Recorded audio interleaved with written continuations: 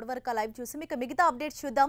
పేదల సొంతింటి కలను నెరవేర్చి వారి ఇళ్లలో మరోసారి ఆనందోత్సాహాలను నింపారు ముఖ్యమంత్రి చంద్రబాబు నాయుడు. రాష్ట్ర చరిత్రలో ఏ ముఖ్యమంత్రి చేయని విధంగా దాదాపు 9 లక్షల ఇళ్లను అర్హులైన పేదలకు అందించారు. హౌసింగ్ స్కీమ్లో అవకతవకలకు తావు లేకుండా సాంకేతికత సాయంతో అడ్డుకట్ట వేయగలిగారు. సొంతింటిని సాకారం చేసుకున్న లబ్ధిదారులు ఈసారి తమను అధికారంలోకి తీసుకువస్తారని చంద్రబాబు గట్టిగా నమ్ముతున్నారు.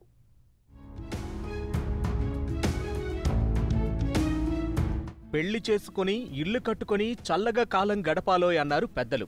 ఆ పెద్దల మాట సాక్షిగా పేదలు చల్లంగుండాలంటూ లక్షలాది ఇళ్ల నిర్మాణంతో మహాయజ్ఞమే చేశారు ముఖ్యమంత్రి చంద్రబాబు నాయుడు.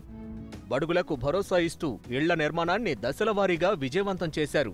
ప్రతి ఇంటికి పెద్ద కొడుకునవుతానన్న చంద్రబాబు పేదోడి సొంతింటి కలను నెరవేర్చి ఇచ్చిన మాటను నిలబెట్టుకున్నారు. తెలుగు ప్రజల ఆరాధ్య ముఖ్యమంత్రి స్వర్గీయ డాక్టర్ నందమూరి తారక రామారావు దేశంలోనే మొదటిసారి ఆంధ్రప్రదేశ్లో పేదల గృహ నిర్మాణ పథకాన్ని ప్రవేశపెట్టారు.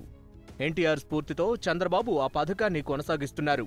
విభజన తరువాత రాష్ట్రం ఆర్థిక లోటుతో ఉన్న 80,000 కోట్లతో పట్టణ, గ్రామీణ ప్రాంతాల్లో 30 లక్షల ఇళ్లు నిర్మించాలని లక్ష్యంగా పెట్టుకున్నారు. గతంలో ఉన్న పథకాలతో కలిపి 2014 నుంచి ఇప్పటి వరకు రాష్ట్ర గృహ నిర్మాణ సంస్థ ద్వారా గ్రామాల్లో 20,18,390 గృహాలు, పట్టణ ప్రాంతాల్లో 11,21,619 ఇళ్ల నిర్మాణానికి ప్రభుత్వం అనుమతులు మంజూరు చేసింది. ఇందుకోసం 34,632 కోట్లు ఖర్చవుతుందని అధికార యంత్రాంగం అంచనా వేసింది. ఎన్ని ఆటుపోట్లు ఎదురైనా 2019 ఫిబ్రవరి నాటికి 8,70,175 గృహాలను లబ్ధిదారులకు అందించారు. గత ప్రభుత్వాల మాదిరి ఇరుకిరుకు గదులు కాకుండా విశాలమైన ఇళ్లను నిర్మించిచ్చారు. ఒక్కో గృహానికి గ్రాంట్ రూపంలో 1,50,000 రూపాయలు ఇవ్వడంతో పాటు షెడ్యూల్ కులాల వారికి 50,000, షెడ్యూల్ తెగల వారికి 1,00,000 వరకు అదనపు ఆర్థిక సాయం చేశారు.